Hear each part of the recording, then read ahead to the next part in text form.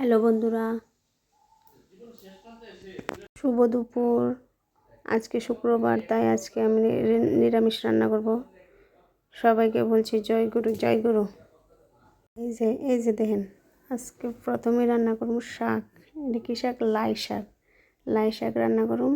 আর এদিকে ডাল ভিজিয়ে রাখছি, ডাল দিয়ে পেঁপে দিয়ে রান্না করুন আজকে।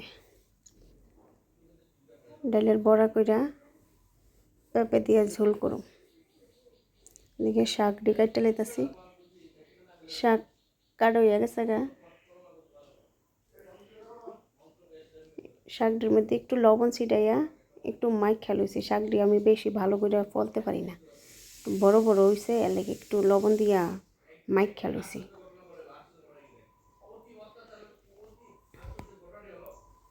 শাক সোমবার দিয়ে লইছি, লবণ হলুদ লবণ দিয়ে একটু ডাইকা দিমু, দিয়া সেটা শাকটাও ওইতে ওইতে আমি এদিকে ফাপ্পাটা লইয়া বললাম।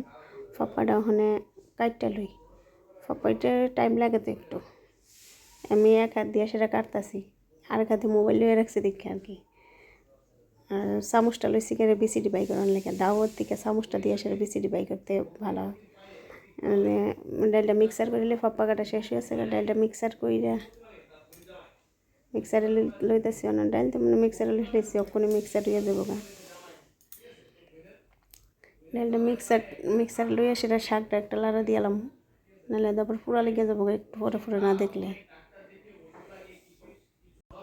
শাকটা দেন বেশি একটা মজ্জা না ভালো করে, একটু আলু বেগুন ভাজা দিলে মজ লইলে, কিন্তু আলু বেগুন তো আমি দিছি না, খালি খালি করছি। আলু বেগুন দিলে আবার বেশি হয়ে যাবো, এত শাক কেটা খাইব, আমার খাওয়ান না নাই। একটু লাইটা এটা সেটা শাকটা একটু ঢাইকে দিলাম, আর একটু মজবুক, আর একটু মজ দইব। মজলে একটু ভাজা ভাজা করে নামাইলাম। শাকটা মজতে মজতে আরেকদিকে চুলার মধ্যে বয়াই দিয়েছি, ফাঁপড়াটা একটু সিদ্ধ করে এলাম। সিদ্ধ করে জলটা ফালাই এলাম, সিদ্ধ হোক। এদিকে ফাঁপড়াটা সিদ্ধ হইতে হইতে মশলাটা বাইটটা লাই। আদা জিরা কাঁচা লঙ্কা দিয়ে রাঁধুম। গুঁড়া মরিচটা দিই কম হই, বাটা হইয়া গেছে। এদিকে মশলা অল্প মশলা লইছি, বেশি মশলা দিতাম না, মশলা কম। মশলাটা কইরা সেরা এখন ডালটা যে মিক্সারে লইয়া রাখছিলাম, এটা মিক্সারটা কইরা লইয়েছি ডালটা। আর তো কয়েকটা ডাল পড়ে রয়েছে, যে এটা মিক্সারের বাড়িটার মধ্যে এটা লাগিয়ে থাকে। এটি ডালটা মাইকা বড়ার পজিশন লইয়া নিতেছি। ডালটা মাইকা রাখা লই, এদিকে পাপ্পাটা নামাই সেরা তারপর ডালের বড়াটি করুম।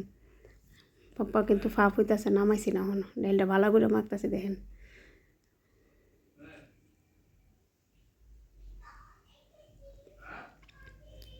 এদিকে ডালটা মাইকা সেরা পাপ্পাটি নামাইছি, নামাই পাপ্পাটা সেকালাম। সেকা ওনার বেশি কিছু গাছ নাই, ওনার সোমবার দিলাম। ডাল বড়া করে লই, ডালটা বড়া করে সেটা সোমবারটা দিয়ে দিলি শেষ। আরে এদিকে যে ডাল বড়া করছি না, আমার তো ভুলেই গেছি কি আমি। ডালের বড়ার কথাগুলো আমি একদম ভুলে গেছি গা।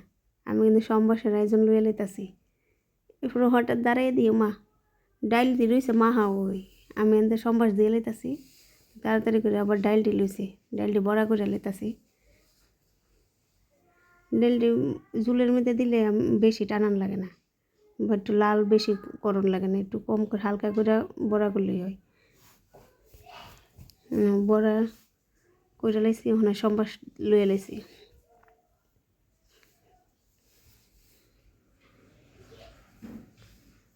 আর পাপড়ি আমি টানাইতাম না, পাপড়ি ফাপ দিয়ে সেটা ডাইরেক্ট দিয়ে এলাম সোমবারের মধ্যে।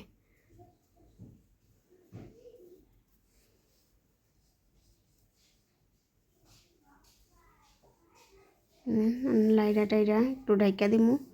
পাপড়ি আর একটু সিদ্ধ হইব, সিদ্ধটা একটু কম হয়েছে। মানে সোমবারের মধ্যে ওখানে ভালো করে সিদ্ধ করে এলাম, মানে ফাপ দিয়ে সেটা ফাপ্পার জলটা ভালাই দেওয়ান আর কি।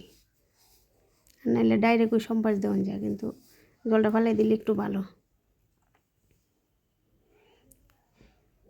আমার ফাপ্পা সিদ্ধ হয়ে গেছে ওখানে, ওখানে কালারই অন্যরকম হয়ে গেছে গা, মোটামুটি কষানি হয়ে গেছে গা। ওখানে জল দিলাম, জল দিয়ে সেটা বড়াটা দিমু। পাপ্পা জুলো তো একটু ডালের বড়া ফাপ্পা দিয়া জোল করলে, ডালের বড়া ফাপ্পার লাগে না, যে কোনো সবজি দিয়ে সেটি বড়ার ঝোল করলে একটু ঝোলটা বেশি লাগে, কারণ বড়া দিয়ে আবার ঝোলটা টাইট নালা, একটু বেশি করে ঝোলটা দিয়ে এরপরে বড়াটি দিমু,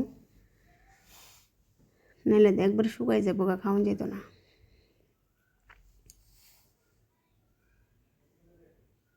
আর এদিকে ভাত হয়ে যেতেছে, ভাতটা একটু পরে বয়, ভাতটা একটু পরে বয় গেলে গরম থাকে, লাস্টে দিয়ে ভাত রান্না, ভাত হয়ে গেছে কখনো ভাতের মার জড়াইলাম। আর শাক যে কাটছি দেন, একটা দুইটা শাকের পাতাও পড়ছে ভাতের মধ্যে, খারাপ না। ডালের বড়া দিলাইছি ঝোলের মধ্যে, দেখেন বড়াটি কেমন নাচতেছে ঝোলের মধ্যে, তার ধিং করে ভাতের মার গাইলা লাইছি।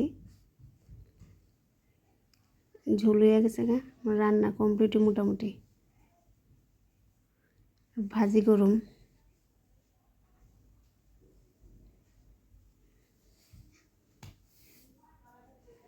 পরে দিয়ে আবার কয়েকটা ডালের বড়া করুম।